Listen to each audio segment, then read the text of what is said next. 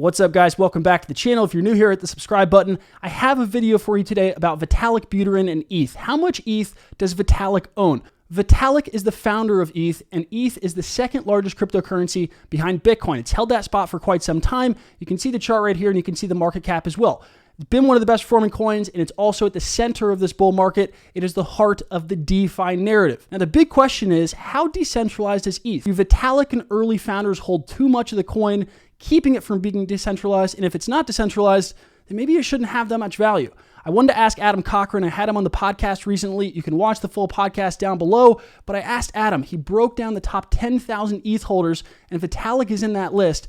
Does Vitalik still believe in ETH? What is he doing with his ETH? Has he sold it? Has he given it away? Is he buying more? That will give us a little bit of insight whether or not the founder still believes, which is huge for early companies, for early networks, and especially for cryptocurrencies. If the founder still believes, is still working on it, still thinks it can go higher, it should at least give you a little bit of conviction that it could also go higher as well. If you enjoyed this video, share this with anyone that needs to see it. I know there are some ETH haters out there, but I think you guys are going to enjoy how much ETH Vitalik actually holds, what he's doing with it, and how he still believes. Actually, one more thing before we get to the video, check out crypto.com. Download their app on your phone right down below. It's the best place to buy Bitcoin, ETH. You can earn interest on your cryptos that you hold right there on the phone. And they also have a killer debit card. They sent me this to check it out. You can buy your lunch, you can pay your rent, you can do whatever you want with your crypto, all right there in the phone app. Download it right down below.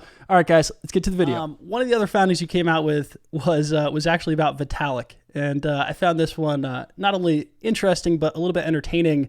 And your finding was that Vitalik believes. He's still a believer, obviously, in ETH. I think anyone could have guessed that, but his money says the same thing. What did you find out about Vitalik? So, I mean, the craziest criticism of Ethereum is that it was this con job pre-mine chain that Vitalik was sitting in a room scheming about and decided to sell all of his holdings, and it's going nowhere. And it couldn't be further from the truth. And I actually co-hosted a Bitcoin meetup in Waterloo way back in the day, and Vitalik had pitched the idea of Ethereum there before any of us knew who he was. And I didn't get it. I thought he was talking about like legal contracts on a blockchain, and I was unfortunately oblivious to it at that time.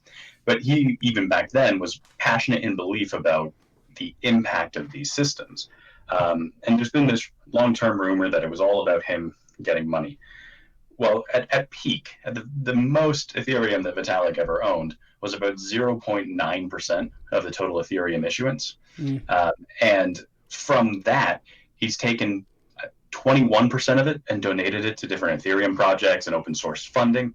And only about 26% of it has been sold. And most of that wasn't sold during the big bull market. It's been sold in small allotments over time. It's cost of living, a wage for him to continue working on the projects he works on.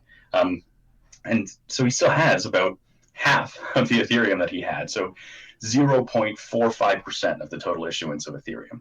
And that just flies in the face of this narrative that he pre-mined 70%, gave it to himself and his buddies, cashed out and walked away a happy man, right?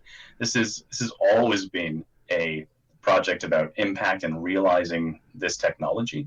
And he's absolutely put his money where his mouth is in it. And that is a criticism that needs to be more strongly rejected and can be done so with hard numbers. One of the statistics you have here, it's shown in a chart, he's actually donated just as much as he sold. So every single dollar, every single ETH, I shouldn't say dollar. It'd be hard to track exactly when every single one of those ETH was sold and what price, but almost every single ETH that he's sold, it's been donated, put back into ETH Dev, other ecosystem projects as well. Pretty wild stat there. I mean, if any of us could claim that, we donated $1 to $1 for our wage, I think we would consider ourselves quite high and mighty, right? We wouldn't think of ourselves as greedy individuals. That would be a great claim for any of us. And, he's done that with his Ethereum from the get-go. One thing, you don't have this included in the thread. It's not in the report, but I'm curious, and it might be a bit naive of a question, but what percentage does the foundation hold, or consensus? When people throw around, I'm going to play devil's advocate, when people throw around the numbers and say it was all a pre-mine, what about the other founders? Do they hold kind of a similar percentage as Vitalik, or did anyone else have a larger percentage at the beginning? I don't think anybody had a larger percentage at the beginning. There was definitely some put aside for the foundation, but the foundation has been incredibly transparent in how that money has been used. And it's been used for all the different grants, including the development of the clients and the larger ecosystem. There were definitely other founders who made out well with their portions and haven't been as active in donating it or things like that. But Vitalik held the most by far. And when we look at it in the grand scheme of things, of just how much Ethereum there is today, it is such a minority position, right? There's been significantly more mining and purchasing going on that no one's ever eclipsed this 1% mark being owned by some individual who was in early, right? There's not this lavish conspiracy of people sitting in expensive mansions paid for by Ethereum early on.